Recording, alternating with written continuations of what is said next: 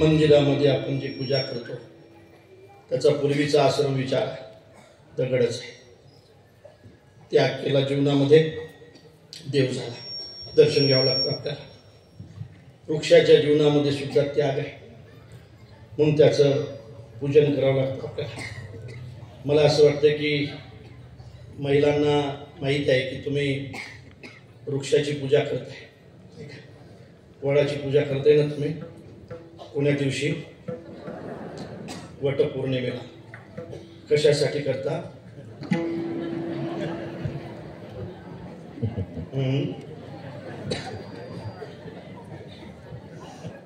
अरे कशासाठी करता पूजा तुम्ही? जन्मोजन्मी हे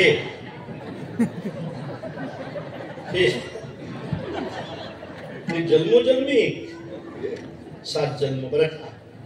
आता प्रत्येक जण म्हणत असेल की हा माझा शेवटचा जन्म आहे. शेवटचा 7 जन्म असतात का नाही? 6 झाले बाई, आता शेवटचा. वृक्षाची पूजा होते, वडाची पूजा होते. त्याग असल्यामुळे लिहून ठेवा, पूजा भोगाची कधी होत नाही.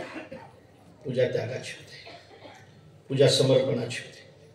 महाराज, एखादा ध्वज आपण लावतो ना, तो फार उंच असतो, उंच असतो. सत्य हे नेहमी फडकत राहिलं पाहिजे.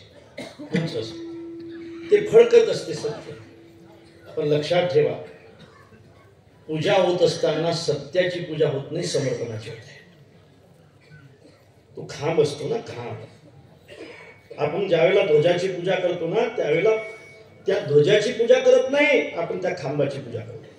पण सत्यासाठी जे लोक समर्पित असतील ना, त्या समर्पणाची सुद्धा लोक ताट असला तरी पूजा केल्याशिवाय राहत नसतात. ताट असला, कारण दंड ताट असल्याशिवाय पताका कशी फडकील? सत्य हे नम्र असलं तरी चालेल, पण समर्पण नेहमी कठोर असलं पाहिजे. माझे राम प्रभू हे सत्य आहे आणि माझे लक्ष्य म्हणजे हे समर्पण आहे. समर्पण कठोर असलं पाहिजे, पण तो कठोरपणा स्वार्थासाठी नसला पाहिजे. तो कठोरपणा सत्यासाठी असला पाहिजे. सत्यासाठी जीवनातला कठोरपणा सुद्धा लोक सहन केल्याशिवाय राहणार नाही. स्वार्थासाठी असलेल्या कठोरपणाची कोणी किंमत करणार नाही. ना, सत्यासाठी. आमचे सद्गुरू भोले बाबा कठोर होते. बुवा बुवा म्हटलं की बुवाला घामच फुटायचा. महाराज समर्पण होतं. महाराज विठ्ठलाची पूजा, दगडाची पूजा आणि पशुची सुद्धा पूजा. महाराज एक सुंदर श्लोक आहे. भर्तृहरीचे 3 ग्रंथ आहेत. भर्तृहरी राजाच होते. त्यांना वैराग्य होण्याचं कारण सुद्धा ते फळ फिरत फिरत आलं, त्यांना वैराग्य झालं. त्यांनी 3 प्रकारचे ग्रंथ लिहिले, 100 श्लोकाचे. एक नीतिशतक, एक शृंगार शतक आणि एक वैराग्य शतक. हे 3 ग्रंथ लिहिले. सुंदर आहे. त्या ठिकाणी भर्तृहरी असं म्हणतात, परोपकारहीनस्य धिक मनुष्यस्य जीवितम जीवंतु परवेशाम चर्म अपि उपकरिष्यसि. त्याचा अर्थ असा आहे की जी माणसं जिवंत असूनही आणि त्यांच्याजवळ असूनही गरज असलेल्या माणसाला देत नाहीत ना, त्या माणसापेक्षा मेलेल्या म्हशी बऱ्या. जी माणसं त्यांच्याजवळ असूनही आणि एखादा गरजू माणूस त्यांच्या समोर उभा असूनही जे देत नाहीत ना, त्या कद्रू माणसापेक्षा मेलेल्या म्हशी बऱ्या. कारण म्हशी जिवंतपणे दूध देतात आणि मेल्यानंतर सुद्धा कातड देतात. परोपकारहीनस्य धिक मनुष्यस्य जीवितम पुत्रादपि प्रियतमं खलु तेन दानम. आपल्या मुलापेक्षा सुद्धा मालकावर जास्त प्रेम करतात म्हशी. आपल्या मुलाला ताक देतात आणि मालकाला दूध देतात. आणि म्हणून पशुची सुद्धा पूजा होते. महाराज होते ना, होते ना. कोण्या दिवशी? पोळ्याच्या दिवशी. कोणाची?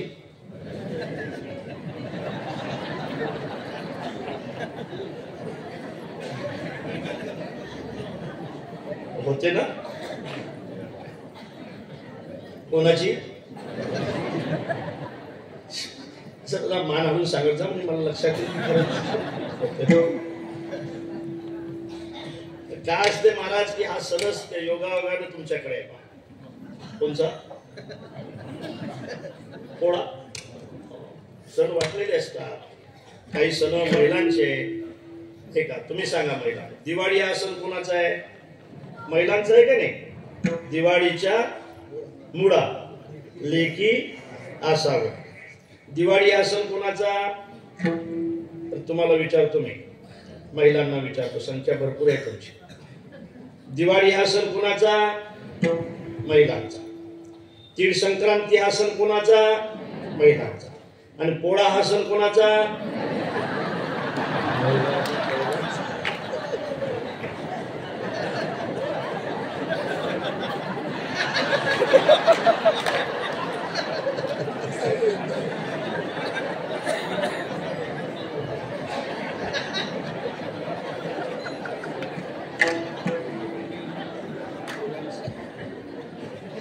आता काही हरकत आहे का? जाहीर झालं ना.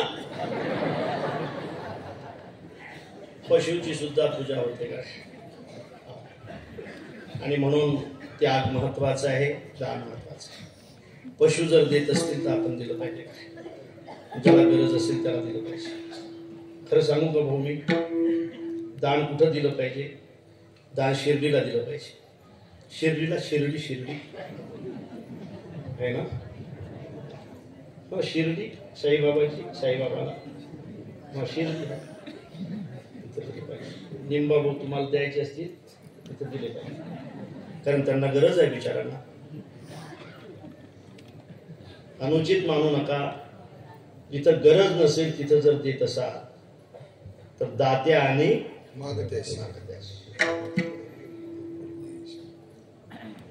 इथपर्यंत ज्याच्या जिलबी आलेली आहे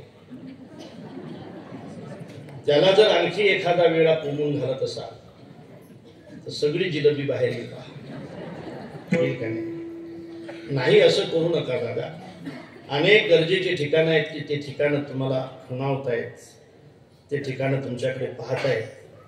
तुम्ही तिथून जाताय त्यांच्याकडे पाहत नाहीत. तिथं पाठीवर नाव नाही म्हणून.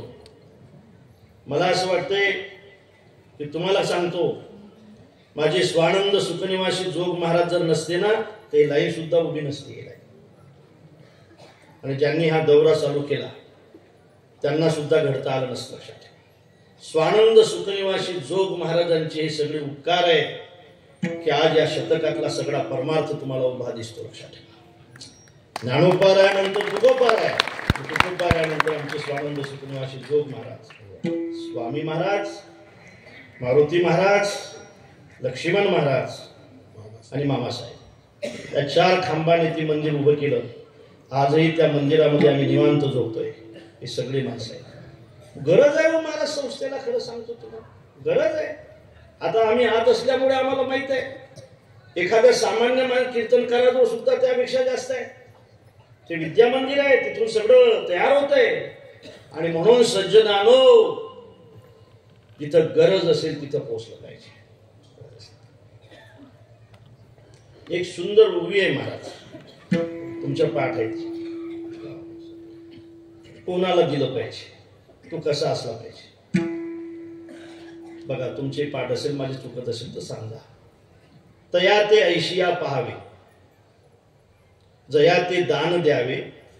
तया ते ऐशिया पहावे, जे घेतले नुमजवे काहीशी नाही. म्हणजे हे दान कोणाचं आहे हे त्याला उमजलं नाही पाहिजे, त्याला दिलं पाहिजे. हे दान कोणाचं आहे हे त्याला माहीत नसलं पाहिजे, त्याला दिलं पाहिजे. ते खरं दान आहे, माहीत नसलं पाहिजे.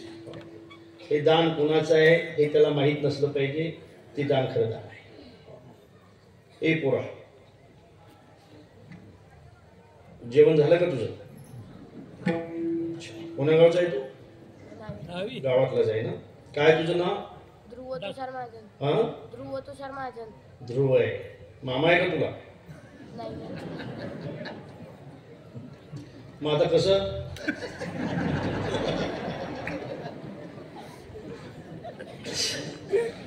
तुला रे मामा आहे का? मामा पोरगी आहे का? मामीची पूजा कर बाबू, नाही तो आलं काही खरं नाही, लक्षात ठेव. मला प्रश्न हा विचारायचा आहे की आज जेवण झालं का? पंक्तीत पंगत कोणाची होती रे? माहित नाही.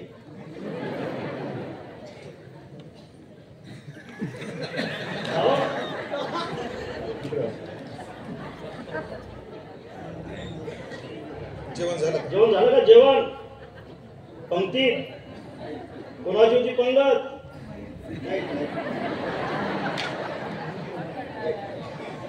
पहिल्या पंक्तीला होते. पंगत कोणाचं नाव माहित नाही. हे खरं दान आहे. हे खरं दान आहे.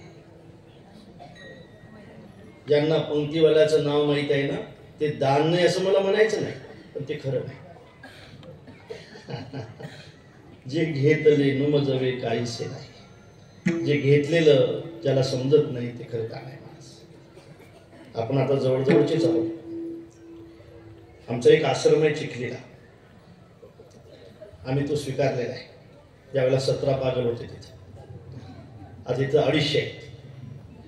की त्यांच्या डोक्यामध्ये किडे आहेत महाराज, त्यांच्या पायामध्ये किडे आहेत, मी दाखवतो नाही तर त्यांच्या कानामध्ये किडे आहेत. महिलांची परिस्थिती भयंकर आहे, भयंकर आहे. पागल होतात बिचाऱ्या, कुठेतरी रेल्वेमध्ये बसून देत आहे कुणीतरी, कुठेतरी उतरतात, कुणीतरी रस्त्यानं चालतात. उमेश महाराज एका तासाला 11 किलोमीटर चालतात ते. 11 इतक्या जोरात, पायात काहीच नसतं.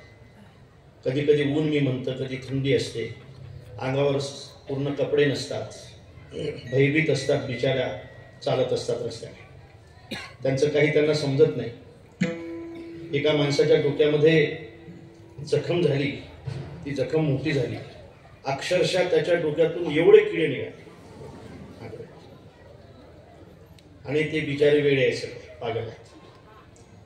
आणि आता 250 आहेत. 250 त्यांची सेवा करण्याची संधी भेटली, थोडीफार आम्ही केली. पण तिथं गेल्यानंतर त्यात एक जानकी नावाची आहे, जानकी नाचते वगैरे ते मस्त. एक दिवस महाराज फार मोठा श्रीमंत माणसं आले तिथे, फार मोठे अधिकारी, त्यांच्यासोबत सगळे माणसंच होते, पोलीस होते. हे जानकी नाचत नाचत गेली, खणखण लावून दिले त्याच्या कानाखाली. रागणी आला त्यांना. त्यांनी 5 लाखाचा एक हलत बांधून दिला. जे घेतले नुमजवे काहीसे नाही. माऊली तर याही पुढे सांगतात, वैरी झाली आई अर्थात वचने जेगा. वैरी झाली आई, तुमचं त्याचं पटत नाही, वैरी आहे तो. गेल्या अनेक वर्षापासून तुमचा विरोध करतो. पण त्याला जर गरज असेल ना, तो वैरी असला तरी त्याला द्या, सात्विक दान आहे. विठ्ठला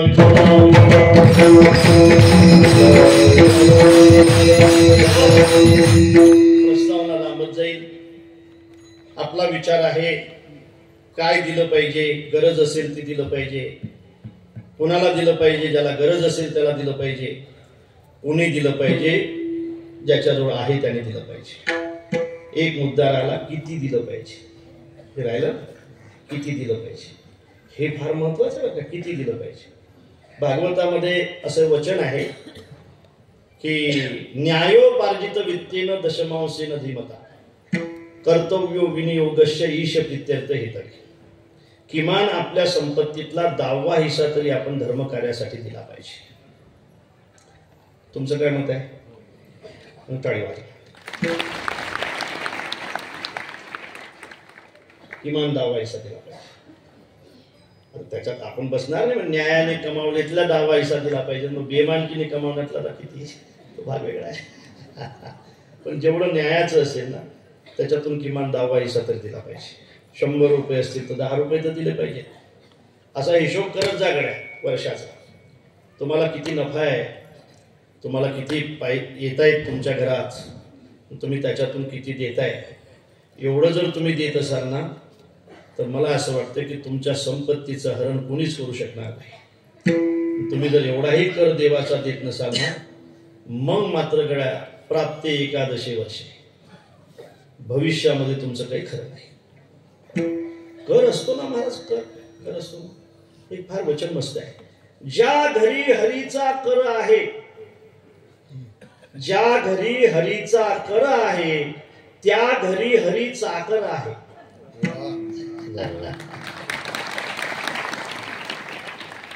ज्या घरी हरीचा कर आहे, त्या घरी हरी साकर आहे. हरीचा कर दिला पाहिजे. लाईट पट्टी देताय, बिल पट्टी देताय, रोड टॅक्स देताय, ज्याने एवढं दिलं त्याला काहीच देत नाही. कीर्तनापुरतं जर असेल तर दुर्भाग्य आहे तुमचं आणि माझं सुद्धा. पण हे जर कुठं प्रयोगात येत असेल तर गोष्ट चांगली. किमान 10वा हिस्सा तरी तुम्ही दिला पाहिजे. तसं तर किती दिलं पाहिजे त्याचा पुढचं आहे भाग. असं म्हणतायत विठाला विठाला